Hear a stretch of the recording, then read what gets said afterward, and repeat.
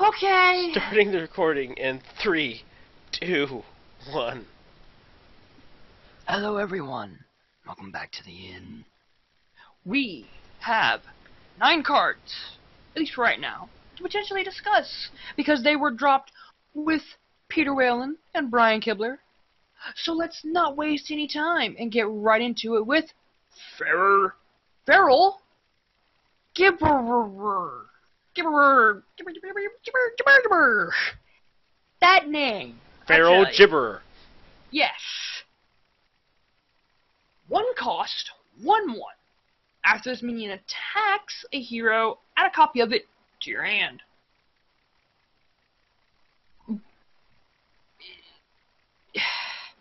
Okay. I am because it was already mentioned on stream, and I'm agreeing with Brian on this one. I'm looking at this for Hobgoblin and something like Warsong Commander to just make it go, we charge. Except Warsong Commander no longer does that, but okay. Yeah, that is true. Thank you for correcting me on that, but that's why I could not do my deck idea, Death by 1,000 Paper Cuts anymore. I know, it's so sad, but it's just like, aww. But just the Gibberer, it's adorable. Don't get me wrong, 10 out of 10. Cutest card so far. You call that cute? That's something for my nightmares. I call it cute. I like it like that. It's no penguin. I know it's no slow flipper penguin. I know that much. It's no tiny fin either. Yes, that is true. But it's still adorable to me. So I think I'm gonna kick it over to you, Bob. Well, you can't do Warsong Commander, but can you imagine Steward of Darkshire and Hobgoblin in Wild? That is fair, yeah. That's terrifying to think about, really. 3/3 minion with Divine Shield. Attacks your face, I get another one, I play it, it becomes a 3/3 with Divine Shield. But, you know, I'm going, well, Wild, you can kind of create some really interesting decks with this one, kind of along those lines. I was kind of going, are there decks in Standard that could work? And then it occurred to me, guys, if Quest Rogue comes back, it's going to be the fault of this card. Just, well, why? Well, because you can already do the regular Quest Rogue shenanigans with it if you want, but you can also have it there, have it attack the opponent's face, you get a copy, that's another copy of the card. You do it in the right way, all of a sudden you have 5/5s attacking face, giving you 1 cost 5/5s to go on the field that can summon more 5/5s. This thing would be scary in Quest Rogue. And I think if there's something that will if there's a card that will make Quest Rogue make a reappearance, it's going to be this card. It is cheap. It creates more copies of itself that can then be played for the quest. And you have the regular shenanigans. And Quest Rogue, when it gets the 5/5s, already wants to go face, and this card plays right into it. Basically, in Quest Rogue, it creates endless 5/5s. True, they don't have charge, but your opponent's not going to be able to stop the 5/5 onslaught when they just hit over and over and over and over and over again, and you're just refilling your hand. So, yeah. Mainly, I think this will be big and wild. Other than something like Quest Rogue, I don't think it's going to see much play in Standard, though. But, yeah, I would not be surprised if Quest Rogue does make a comeback because of this card. No, shh. Stay in his grave, stay in his hole. Guys, it's a bad card. You will never use it. Moving on. Okay. Rogue Secrets, everybody. Look at this distraction over here. Poof. Yes, Rogue Secrets are a thing. Which, as a general concept, kind of excites me, because that means that the main secret classes won't always be the main secret classes. It opens up the possibilities that every class at some point will have secrets of their own, which I think is good. But I think what's important, and this is important from Rogue, and this is what's very interesting, is because secrets in a class are always priced the same. It's 3 cost for Mage, 2 costs for Hunter, 1 cost for Paladin, and that also is going to determine the power level of the cards, about what those secrets want to do. So, essentially, it's not just a matter of, we're going to give this class secrets, it's just that when you decide to give a class secrets that never had secrets before, you have to kind of figure out, right from the beginning, basically how much those secrets are cost, what kind of secrets they're going to get, basically how powerful those secrets in general are going to be, and in general, how much they're going to cost, because then that's going to affect all future secrets from that class. And with Rogue, they decide to go with 2 costs. That means that power level wise, and kind of probably some of the things that we can expect from the Rogue secrets, are going to be right along what we expect from Hunter. And also playing into the Rogue identity. Hunter is more about, going face and causing havoc, and all that stuff, basically protecting himself in that way. Secret's the main way if Hunter will protect itself. Rogue is going to be about kind of, the sneaky aspects of the secret, but in general, as far as power level and what these secrets want to do, they're going to be very similar. Paladin secrets tend to be more of your minion focus, more buff. Mage is very much control. Hunter is not so much about control rather than protecting itself. And it looks like they're kind of going with protecting yourself and are also resource generation with Rogue, which is some of the secrets we've seen. For example, we have Sudden Betrayal, which says when a minion attacks your hero, instead it attacks one of its neighbors. Essentially, it takes the betrayal aspect of the card Betrayal, and it looks at misdirection from Hunter, goes, oh, that's sweet. You attack a new random target. Well, we're gonna officially say it's going to attack.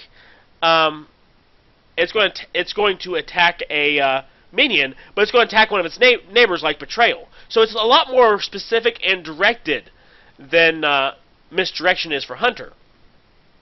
Which means this has the possibility of either whiffing, depending on if they're testing for it, or being incredibly powerful if something big swings, or something with or something swings into poisonous stuff, or something with poisonous. It could be very interesting, and so I kind of like this card. This is a very interesting secret. Feels like a very Rogue type secret. Like I said, I think it's a better misdirection. I think, especially since I think people are going to be experimenting with secrets in Rogue, I think these secrets will be played. I think Sudden Betrayal is a very decent secret that probably will see that will probably see a lot of play. I get to go? You get to go. Yay! Yeah, this thing is nuts. Like, I love the idea of Rogue getting secrets. If anything, it makes it to where if you want to play Rogue more in Wild now, Mad Scientist just got a buff. Because it's just, oh look, I have and can run in my Rogue deck now a Death Rattle. That gives me a secret in Rogue. Death Rattle Secret Rogue! You know I'm making this deck now, right? More than likely. There's a third secret to be revealed within this set. And that's all the Rogue secrets that we're going to get for this set, mind you. But if anything, I like it. Like, Sudden Betrayal is one of those things where it's just like, you have to learn board positioning. So it adds a layer to this whole Hearthstone thing. And if anything, I'm going to go ahead and scoot over to the next secret that was revealed, which is Cheat Death. Which is, of course, 2 cost. When a friendly minion dies, return it to your hand, it costs 2 less. And since we're talking about card combinations, we're looking at Getaway Kodo and Shadow Step with Cheat Death.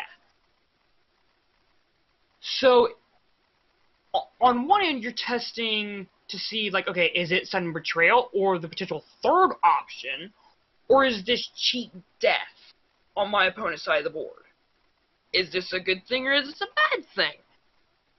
I don't know. We'll have to wait and see. If anything, for me, I'm looking at both of these secrets at this point.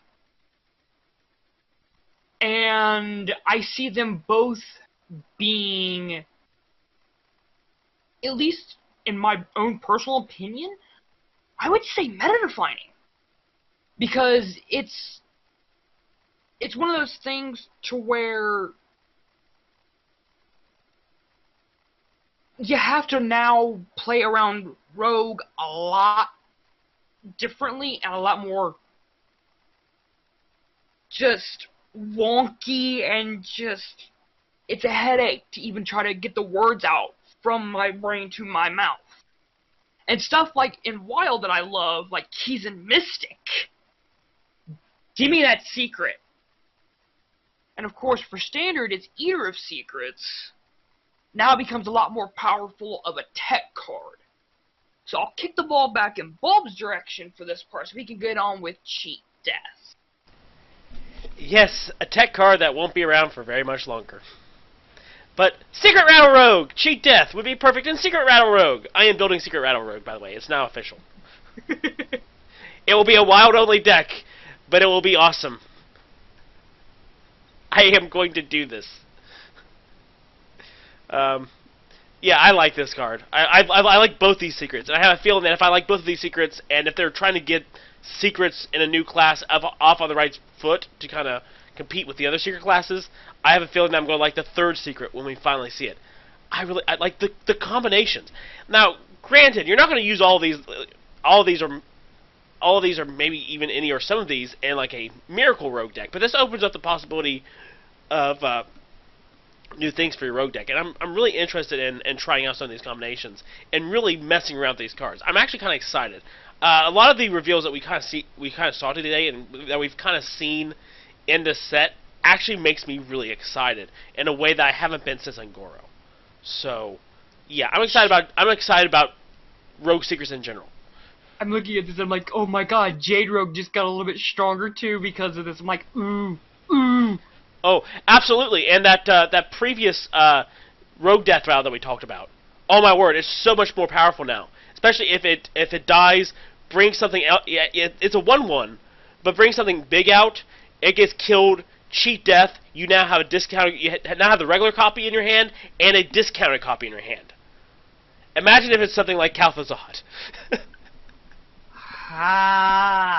Or just anything. I mean, oh my word. I'm just thinking of the combinations going, oh, this is going to be nutty. I'm going to have fun. Yeah, like I said, that's why I'm just putting them both in my meta-defining slot, because it's just like, I can't not at this point. Oh, wow. Next up, we have Duskbreaker, which is a 4-cost priest minion. It's a 3/3 dragon with Battlecry. If you're holding a dragon, deal 3 damage to all other minions. So, way back around rotation, I was pretty convinced that with all the rotation of all the dragons that made up Dragon Priest, the Dragon Priest would essentially have so much of a hit that the deck would essentially kind of fade. Maybe there'd be a few niche people playing it, like niche versions, but that essentially it would mainly disappear from the meta. And I was wrong. Basically, dragons, like life, found a way. Which makes sense because Priest, heals. But dragons survived. They got stronger. They learned some new tricks. And they've kind of trickled. We got some trickled dragons here and there, and they've just tried to improve themselves. And Duskbreaker kind of looks to me, especially since I think they said that they're going to be bringing in, not just that, it's like a dragon, you get a dragon every once in a while, but that they're really focusing some more on dragons in the set. Which means Dragon Priest didn't go anywhere, but I think it's about to get the rejuvenation to put itself back where it was post rotation in Standard. I think Duskbreaker is kind of showing that. Priest played Excavated Evil. Certain lists of Dragon Priest played Chill Maw. Yes, it's 3 damage to your minions, but they're dragons. They're big, they're beefy, and at this point, if Priest is using something that's going to damage everything, they really don't care. They just need to eliminate they just need to do damage to an aggro field. And Duskbreaker is just perfect for that. Priest is going to use this. Priest is going to use this in conjunction with Dragonfire Potion, especially since Dragonfire Potion will be rotating out next year. They are going to need a new strong AoE in Dragon decks. They can't rely just on the AoE. That's not going to hurt them, but they need to rely on just decent AoE, and Duskbreaker essentially provides them that. It's going to be a 2-of in standard Dragon Priest decks. No doubt about it. Also, with the hint that we're going to be seeing some more dragons. Dragon Priest, like I said, I think it's going to get stronger. I'm thinking it's probably going to get back to pre-rotation levels, about what we were seeing in Gadgetzan. I think that's where we're heading. If what they've kind of hinted at is correct, if what Duskbreaker is hinting at is correct, if that's the case, I think the Priest Legendary is time to take another look at the Priest at Dragon Soul, because that might actually be a key component to these decks. Just getting some cheaper dragons, and I think you can play those 3 cards. Dragon Priest never went away, but the original strength, I think, is going to be back. I think it's going to be back. It's going to be a major part of the meta come Kobolds and Catacombs releasing. If anything, I get to go now, yes? Yes! You gush about dragons now! If anything, I'm going to gush a little bit about Duskbreaker, because if anything, Duskbreaker hits that sweet, sweet point to where if you're having to face off against aggro or a zoo deck, Duskbreaker is in that spot where those decks kind of get their footing about turn 3 or turn 4. And this just comes in and goes, and everything on my opponent's board is dead. You're up, bitch! And just, they go, I can potentially recover from this. Let me just fumble around with it. You have another Spite Historian, which is going to give you 4 times the chance to be able to find Duskbreaker, as well as Draconid Operative. So it's just like, it's just another one of those things to where it's just like, either if you're playing this in Wild or if you're playing this in Standard, this is something that I will, again, put in my meta-defining slot, because it's just like, I can't help but not, because it's a freaking dragon that just goes AoE nuke. AoE nuke. Now, in Wild, for the Wild version of Dragon Priest, I think there will be some lists that'll run it, but I don't think Wild versions of Dragon Priest necessarily need to run it, because they have some strong taunts that can hold off the aggro, and they're going to be developing their own big threats leading into Dragonfire Potion. But in Standard, this is essentially going to be the tool that you're going to be using. Yeah. Also, by the time you drop this and wipe out the aggro board, you're a Dragon Priest. You're starting to hit your stride in that sweet spot in the 5 and 6 and up range. And that's when they have to start being worried, because now you have big things entering the field. And plus, you've also got your Shadow Visions to be able to potentially get yourself greater healing potions or whatever else you need to be able to engage off your opponent. So if anything, like I said, it's still just, I'm throwing in that meta-defining slot, because it's just, that's where I sit. Board wipe to be able to keep control and just hammer my opponent. Are we good on Duskbreaker? Yes. I am gonna scoot to the Shaman legendary weapon, the Runespear. 8 cost, 3 attack, 3 durability. After your hero attacks, discover a spell and cast it with random targets. Okay. This is the Shaman weapon? Like, I'm looking back at some of the other weapons that have already been announced, and I'm like, okay, I can see where, like, the Mage's one would work. The Priest one would definitely be useful and beneficial, but I look at the Shaman one, and it's like, okay, they gave some examples earlier of, like, okay, you can discover, like, Bloodlust, or, like, Hex, or, like, if you have, like, an Overload thing, it's going to probably cost you your Overload. And I'm just like, it's that Tortolan thing that came out. It's Tortolan Primalist, yeah. Yes, thank you, Rob. Tortolan Primalist that came out in Journey to Ungoro. That allowed you to do the exact same effect, but now it's a weapon. It allows you to do it 3 times. 400 dust? Bald. Yeah, because we know how meta-defining Tortolan Primalist was, right?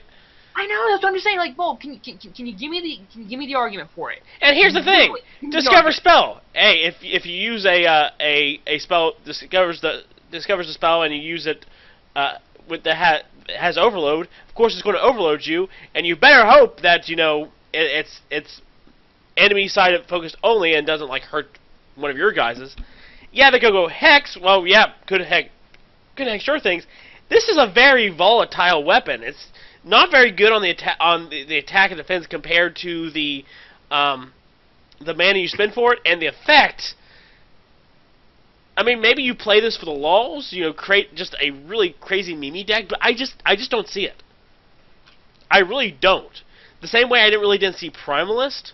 Like, I didn't even run Primalist in like Randomonia and whatnot because you want a little bit of controlled randomness, and you can control things better. I'm not sure about Runespear. Yeah, that's why I'm just like 400 dust. Yeah. For me, it's trash. Yeah. It really is. Like I said, I think there'll be just memes or whatever. Might be something interesting in Arena, but it's junk. You can always do better.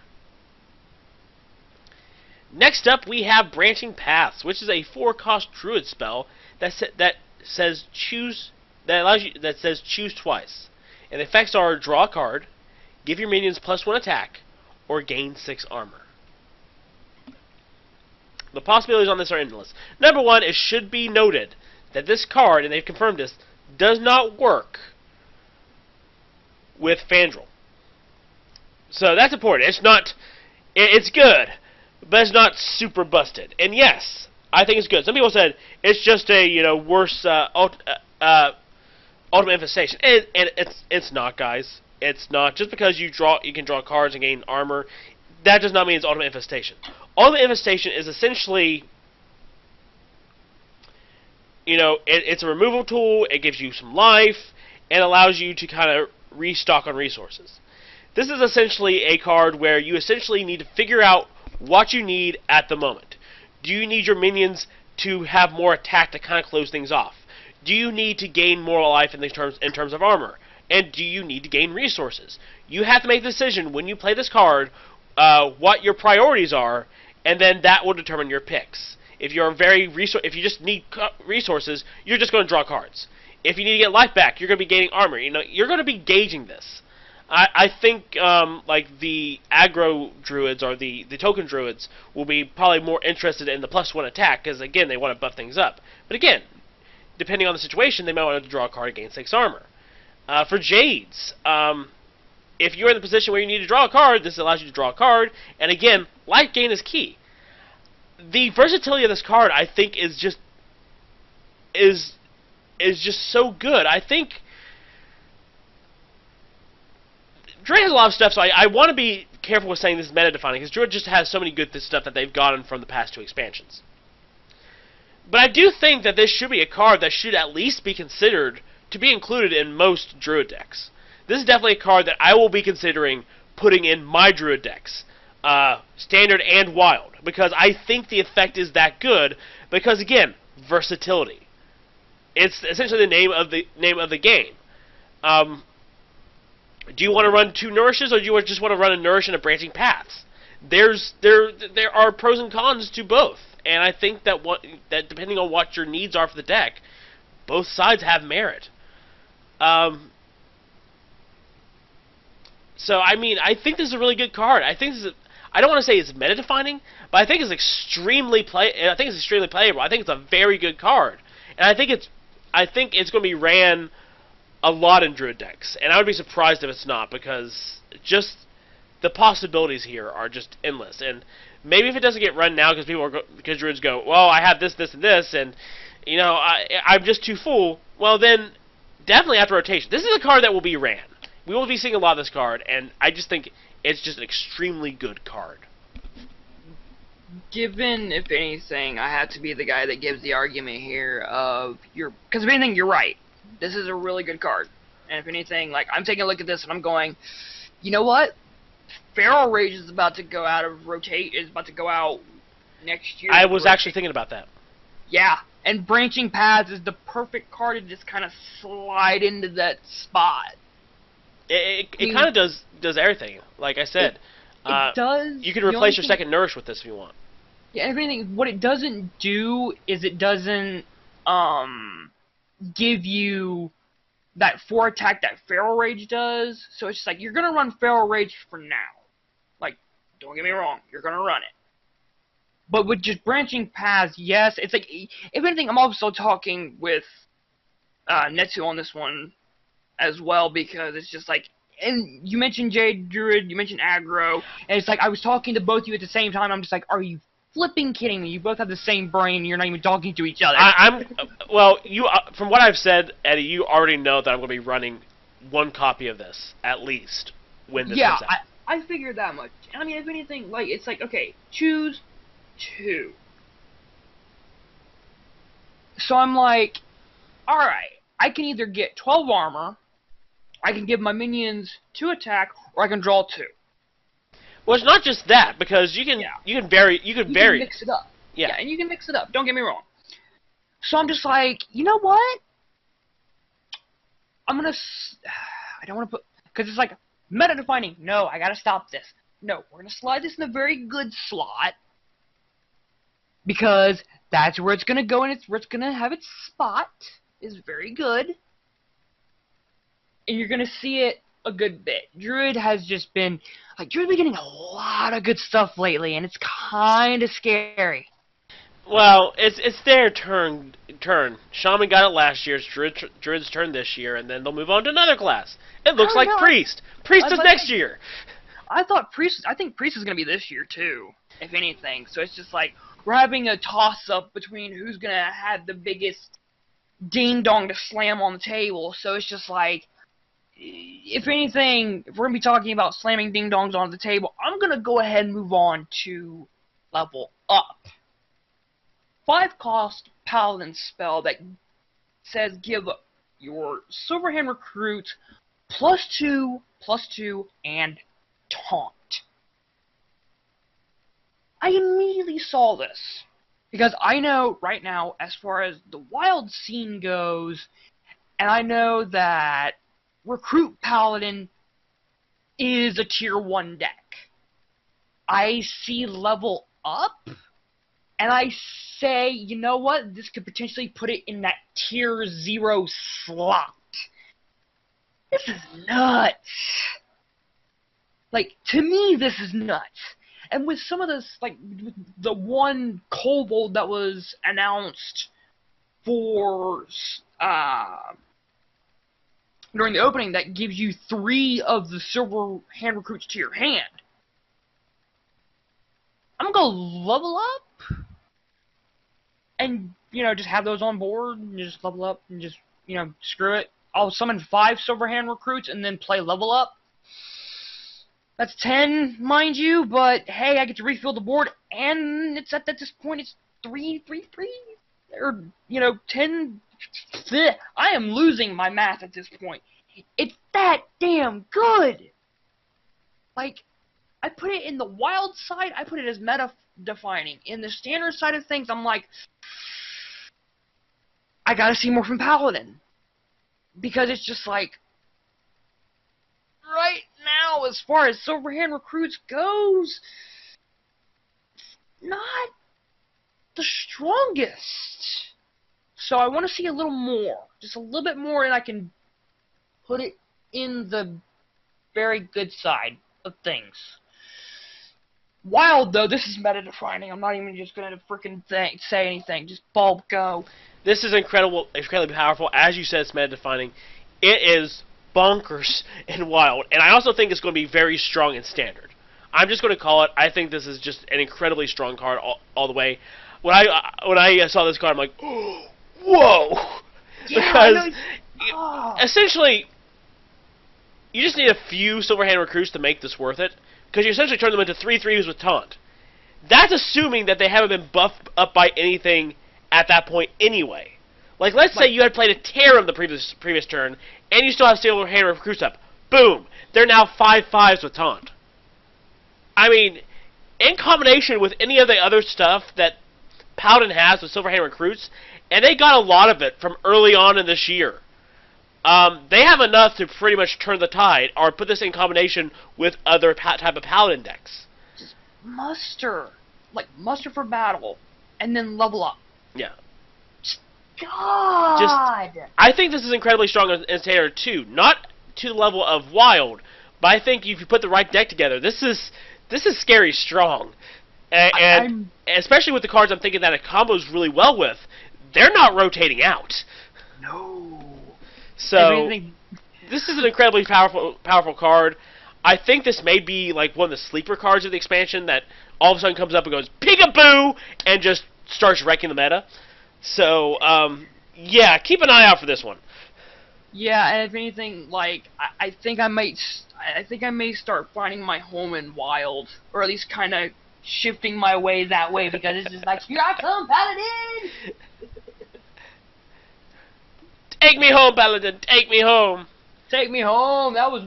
I have stories of just Paladin being the very first class where I basically hit rank 6 with it. That was my first kind of like actual like go-around climb when I was in college and everything, and it's just like... I'm gonna get back to my roots! Well, another spellstone has been revealed. Yes, it has. The Mithril Spellstone. So we're not going to talk about the Mithril.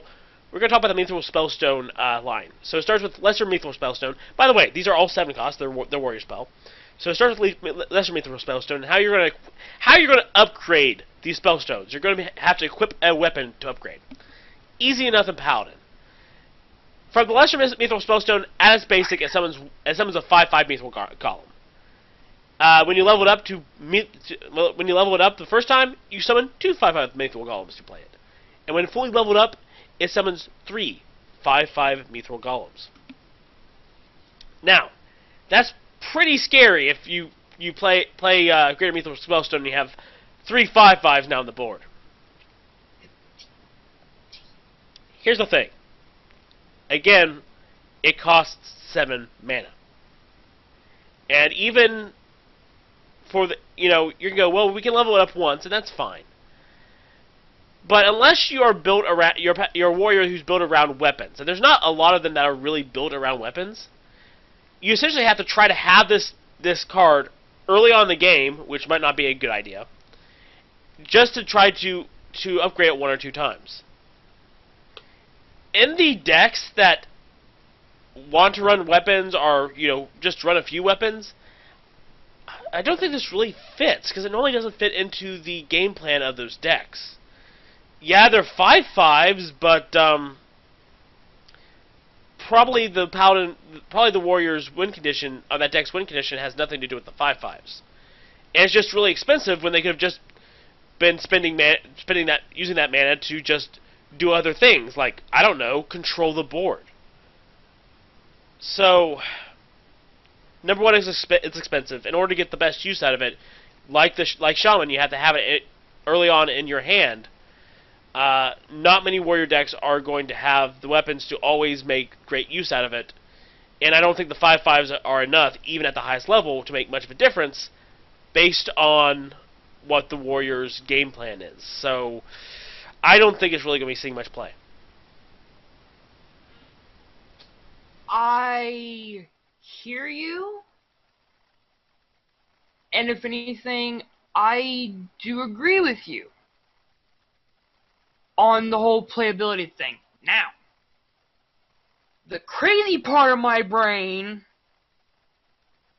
scratches the itch of, like, you know what? Here's what I want you to do. I want you to play Mill Warrior. But better yet, I also want you to play the weapon style. And while we're at it, we're going to play Dead Man's Hand, and we're going to play Yogg. And just because we can, we're going to make it big easy. Just because. I think that's way too many things the deck's trying to do. Screw it! We're doing it!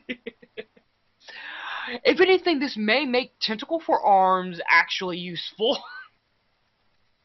That is true. I mean, it's just one of those things where it's like, oh, I have a Death Rattle weapon. Boop! All I gotta do is re-equip it. Boop! And then it goes up to the Mithril Spellstone. Okay, if anything, let me be not stupid goofy. Let me be actually serious with this. Because it's just like, okay, Spellstone, the Mithril. You would have to play a Control Warrior with it. Like, you really would. But even then, like I was saying, if you're playing Control Warrior has other things they want to be doing with that mana. I don't see them playing it. I know, that's why I'm just like, I agree with you. I'm just like, alright, gonna have to agree with you there. So it's just like, I get to boot scoot and move to the last card that we have for now, which is Kathrena Winterwisp. She is the Hunter Legendary. 8 cost, 6/6, Battle Cry, and Death Rattle. Recruit a Beast. I'm gonna get out there and say it. Just gonna get it out of my system. Big easy, Hunter easy. There, I've said it. Now, Swamp King Dread on Battle Cry, or King Crush, just to kind of pop out of the deck and go peekaboo. Here I am.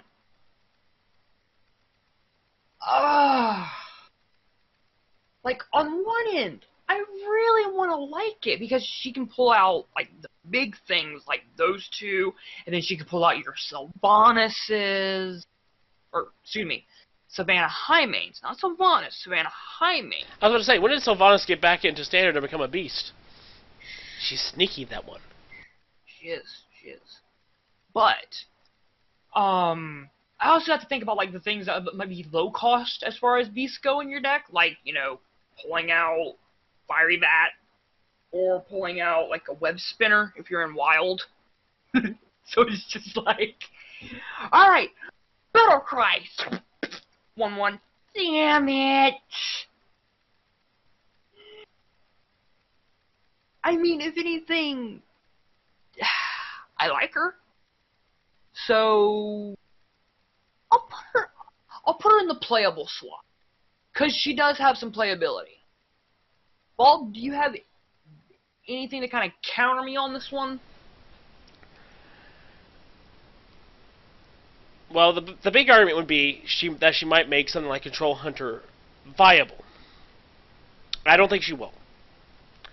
The big problem is her cost, which she's an 8 cost. We're talking about she's coming out late game.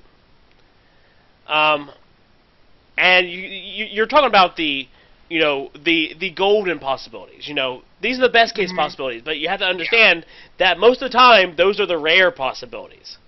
You know, yes, it'd be great for her to bring out a Swamp King Dread or something like that. Swamp King Dread, Savannah Highmane, something big, beastie, monstrous that just comes up out on the field.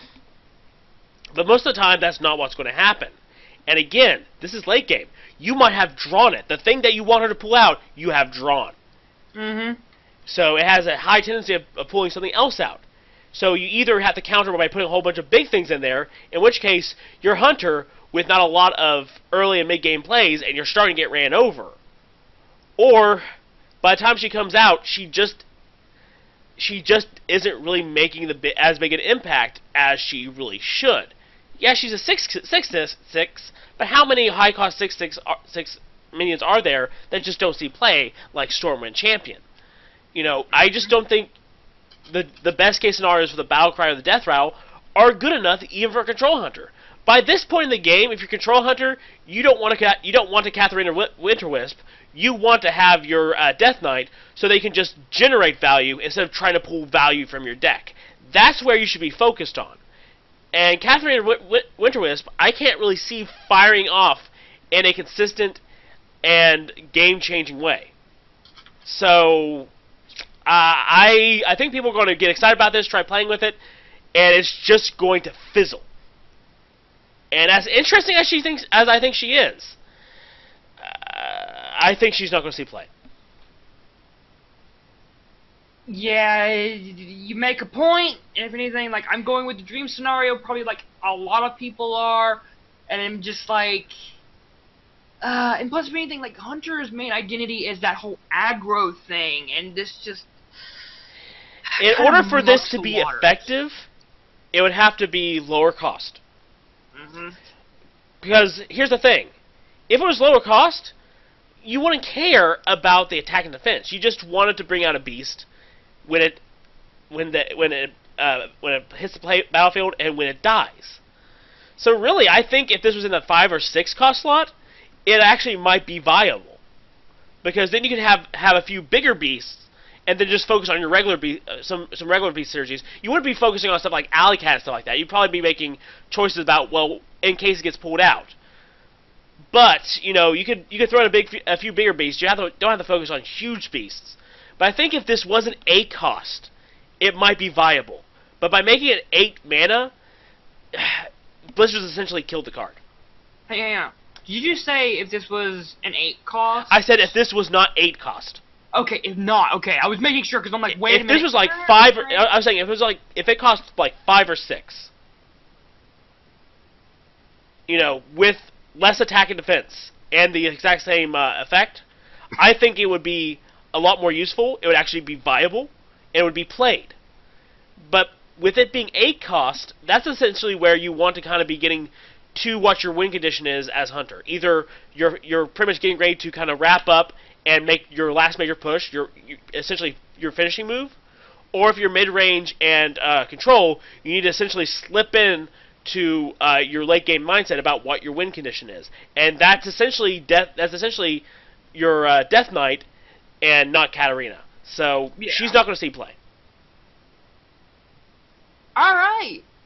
If anything, that is our thoughts, at least on these 9 cards. We know we've got an avalanche coming. In a sense, they'll be starting to slowly but surely drip out as far as all the cards go. When we get a good collection, we will make a video on it.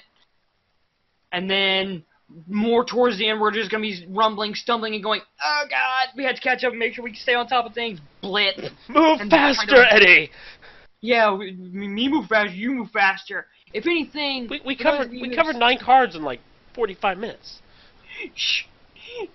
I joke. But if anything, tell us your thoughts. Give us feedback. What do you like? What do you don't like? What do you think these cards are going to land? How do you think things are going to shape and shake out as far as the meta goes? From us to you guys, just celebrating it. Happy Thanksgiving. We'll definitely see you next time. Until then, bye-bye.